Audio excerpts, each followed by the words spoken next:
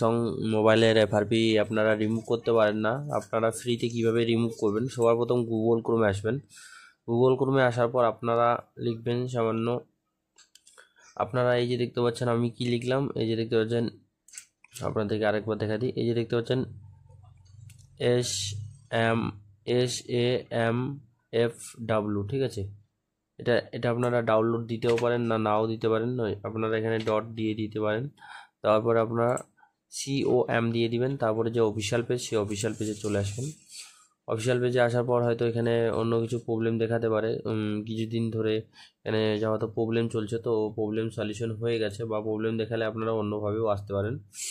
এখানে আপনারা আসবেন, এরকম ইন্টারফেস চলে আসবে। এই যে দেখতে পাচ্ছেন 3 ডট, এই 3 ডটের উপর ক্লিক করবেন। এখান থেকে আপনারা নতুন রেজিস্ট্রেশন করতে পারেন। রেজিস্ট্রেশন করে আপনারা যে কোনো ফোনের এফআরপি বাইপাস করতে পারেন। আর যারা নতুন ফ্রিতে কাজ করেন, ফ্রিতে কাজ করার জন্য দেখতে পাচ্ছেন টুলস, এই টুল অপশনে আপনারা ক্লিক করতে পারেন, ঠিক আছে। এই টুলস অপশনে ক্লিক করতে পারেন। ক্লিক করার আপনারা এই যে দেখতে পাচ্ছেন এখান থেকে এই যে ডাউনলোডের উপর ক্লিক করতে পারেন। ডাউনলোডের উপর ক্লিক করার পর আপনারা এখানে খুঁজলেও কিন্তু পাবেন না, তো আপনারা কি করবেন, নিচের দিকে আসবেন, একদম নিচের দিকে আসবেন। সমস্ত রকম ফোন আপনারা এখান থেকে রিমুভ এফআরপি, স্যামসাংয়ের all model FRP bypass successfully করতে পারবেন, ঠিক আছে।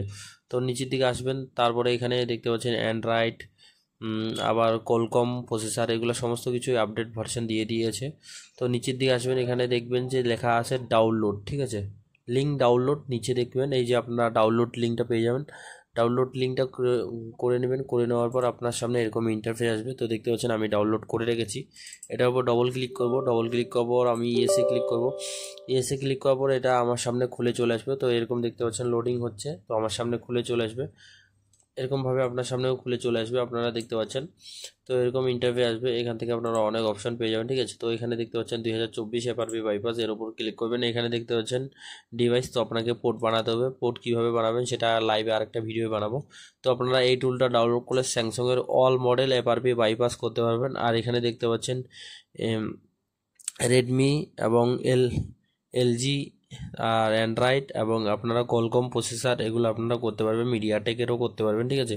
তো এই অ্যাপটা আপনারা ডাউনলোড করে রাখবেন, ঠিক আছে। এটা কীভাবে ডাউনলোড করবেন বলে দিলাম। তো খুব সিম্পল, আপনারা খুব ইজিলি কাজ করতে পারবেন, যে কোনো স্যামসাং মডেলের আপনার এফআরপি বাইপাস সাকসেসফুলি করতে পারবেন। তো ওটা আমার ছোট্ট ভিডিও। যারা এখনও পর্যন্ত আমাদের ইউটিউব চ্যানেল সাবস্ক্রাইব করেন, প্লিজ সাবস্ক্রাইব করবেন, লাইক করবেন, শেয়ার করবেন।